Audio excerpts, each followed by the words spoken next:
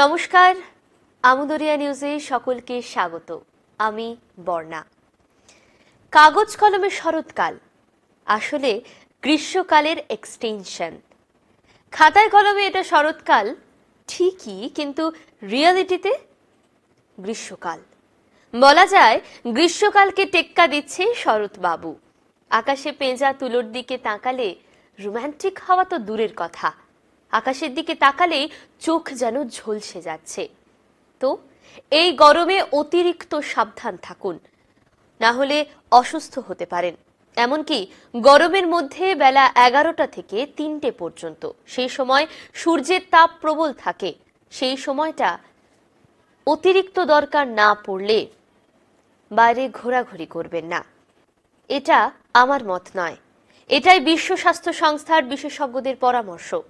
মনে রাখবেন, নানা কারণে এখন গোটা বিশ্বে বিস্তীর্ণ এলাকায় দাবদাহ চলছে। ভারত শুধু নয়, ইউরোপের দেশগুলোতেও প্রবল দাবদাহ চলছে।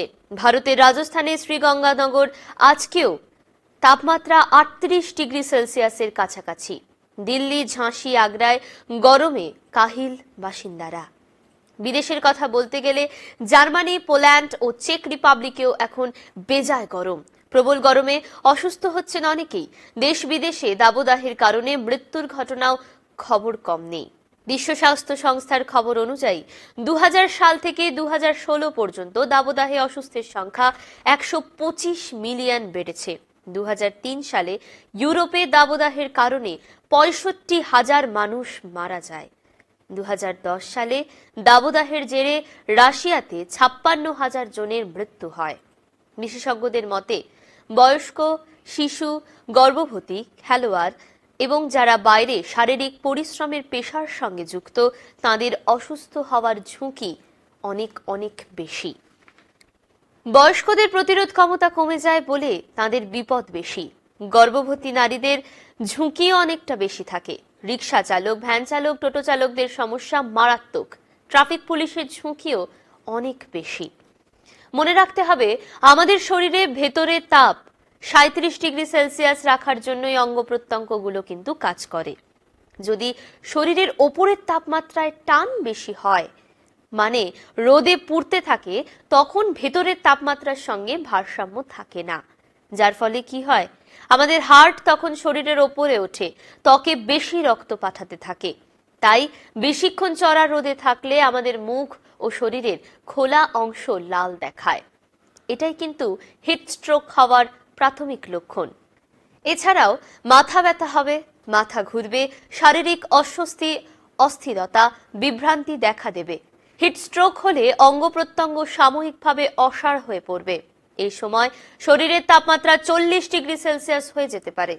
তখন অজ্ঞান হওয়ার সম্ভাবনা অনেকটাই বেশি। মনে রাখবেন, ঘাম হলে তা শরীরকে ঠান্ডা রাখে, কিন্তু বেশি ঘাম সমস্যাও বাড়াতে পারে।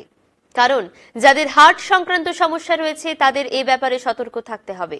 ডাক্তারদের মতে বেশি ঘামলে শরীর থেকে জল কমে যায়, তাতে রক্তের পরিমাণটাও কিন্তু কমে যায়। তখন হৃদযন্ত্র শরীরের নানা জায়গায় রক্ত পাঠাতে অতিরিক্ত পরিশ্রম করে।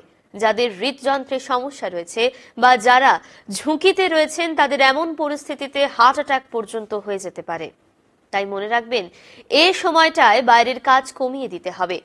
পুজোর বাজার না হয় সূর্য ডুবলেই করবেন। মিটিং মিছিলে গেলেও সন্ধ্যার পর যাওয়াই শ্রেয়। বেলা 11টা থেকে 3টে অবধি টানা রোদে থাকা থেকে কিন্তু অবশ্যই বিরত থাকুন। বাড়িতে জানলায় পর্দা ব্যবহার করুন, অথবা জানলার বাইরে এমন কিছু লাগান যাতে সূর্যের আলো প্রতিফলিত হয়। পর্যাপ্ত পরিমাণে জল খান, অবশ্যই ভালো করে স্নান করুন। প্রয়োজনে দুবার, বারবার চোখে মুখে জলের ঝাপটা দিন। বাইরে বেরোতে হলে একটানা কাজ করবেন না, মাঝে মধ্যে বিশ্রাম নিন। ঢিলেঢালা এবং বাতাস খেলতে পারে এমন পোশাক পরুন। অবশ্যই সানগ্লাস ব্যবহার করুন। গরম মানে ঠান্ডা পানীয়, ক্যান বা অ্যালকোহল জাতীয় পানীয় বেশি খাবেন না।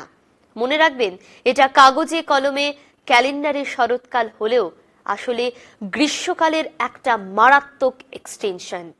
সবাই সাবধান থাকুন আর সুস্থ থাকুন। আজ এই পর্যন্তই, ফিরবো আবার অন্য কোনো খবরে।